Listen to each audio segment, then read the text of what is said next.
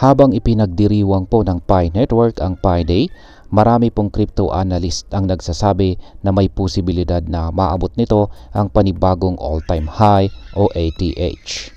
Pero gaano nga ba ito kaposible?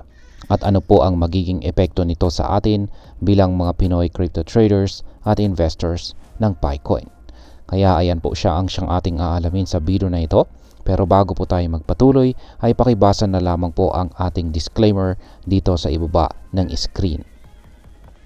Ngayon ay simulan po natin sa kung ano po ang Pi Day at bakit po ito mahalaga para sa Picoin. Ayan, kung bago ka pa lamang sa Pi Network, maaring nagtataka ka kung ano nga ba ang Pi Day. Bawat taon tuwing March 14 ay ipinagdiriwang ang Pi Network. Yan, or ipinagdiriwang po ng Pi Network ang kanilang espesyal na araw na hango po sa mathematical constant na pi. Sa araw na ito ay madalas na may makakalagang updates, events at saka announcements na nagiging dahilan ng pagtaas ng interest at presyo ng Picoin. Ngayong taon, habang nagaganap po ang celebration, tumaas ang hype at naging usap-usapan kung posible bang umabot sa bagong ATH ang presyo ng Picoin. At ayon po sa ilang eksperto ay may posibilidad po itong mangyari.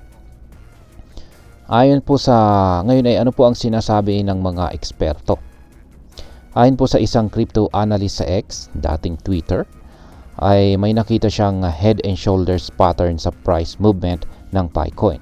Ang ganitong pattern ay maaring sinyalis ng isang parabolic surge na maari pong magtulak sa presyo ng Picoin para umabot ito sa presyong $3.6.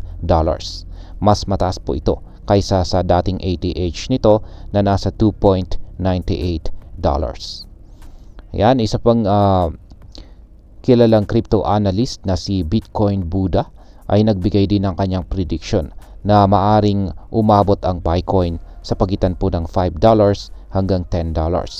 Isa sa mga pangunahing dahilan nito ay ang posibilidad ng listing sa isang major crypto exchange tulad po ni Binance. Sa ngayon ay mahigit 253,000 na Pi community members ang bumoto para sa listing ng Picoin kay Binance. At kung magkatotoo ito, maaring magdulot po ito ng malaking pagtaas sa presyo ng Pi. Bukod dito ay iniulat ng CoinGecko na ang Picoin ay isa sa mga pinaka-trending na cryptocurrency ngayon. Lalo na po sa panahon ng Pi Day o celebration. Yan, dahil dito ay mas maraming traders at investors ang nagiging interesado rito. Ayan po yung chart ni Bitcoin Buddha. At yan po yung kanyang projections nakikita natin dito. Ayan. Ngayon ay ano po ang mga posibleng hadlang sa pagtaas ng Picoin. Ayan po yung data na ipinakita mula po sa CoinGecko, top 20 trending coins. Ayan, mula po sa March 8 hanggang March 14 po yan. At nakikita natin na number 1 itong si Pi Network. Number 2 si Movement, number 3 si Bitcoin. Ayan. Yan po yung mga top trending base kay CoinGecko. Ayan, ano nga ba ang mga posibleng hadlang sa pagtaas ng Picoin? Ayan, bagamat marami pong positibong prediction, ay hindi po natin maaring baliwalain ang mga posibleng balakid na maaari pong makahadlang sa paglago ng Picoin. Ayan, una ay ang KYC at saka mainnet migration deadline. Ayan, tapos na po ito. Ayan, wala na po. Natapos na kahapon. Yan, in-announce po ng Pi Network na tapos na ang grace period para sa KYC or Know Your Customer Verification at saka mainnet migration. Ibig sabihin ang mga hindi nakapagkompleto ng requirements ay nawalan po sila ng malaking bahagi ng kanilang Pi holdings. At ito po ay nakaapekto ng tiwala sa ilang mga users. Yan, pangalawa ay ang exchange listings. Hanggang ngayon ay hindi pa rin ito officially listed sa mga major centralized exchanges tulad ni Binance at saka Coinbase. Sa katunayan ay sinabi po mismo ng Bybit CEO na wala po silang planong ilista ang Picoin sa kanilang exchange. Kung magpapatuloy po ang delay sa mga major listings, maaring bumaba ang momentum ng presyo nito. At ang pangatlo ay ang decentralization concerns. Isa pang usapin ay kung gaano po talaga ka-decentralized ang Pi Network.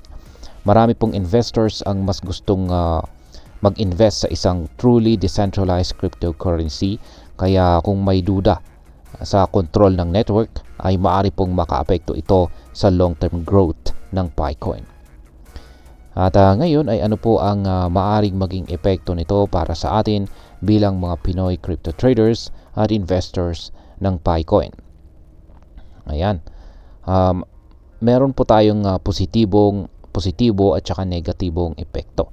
Sa positibong epekto ay kung sakaling magkatotoo ang mga bullish predictions dito, posible pong maging profitable investment ang Picoin sa mga para po sa mga naunang sumali sa network. At syempre sa mga nakapag-invest na rin, lalong-lalo na sa mga nakabili sa mababang presyo. Ngayon, ang isang listing po kay Binance o iba pang mga major exchanges ay maaari pong magbigay ito ng pagkakataon para sa mga holders na ma-liquidate ang kanilang Pi sa mas mataas na halaga. Yan, pagdating naman po sa negatibong epekto ay kung hindi po matuloy ang major listings o kung bumaba ang hype pagkatapos ng Pi Day, ayan, ay maaari pong magkaroon ng sell-off na magpapababa sa presyo nito. Kaya mahalaga pong maging maingat at suriin po nating mabuti ang market trends bago po tayo gumawa ng ating desisyon. At ayan, bilang panghuli ay ano naman ang aking masasabi tungkol dito.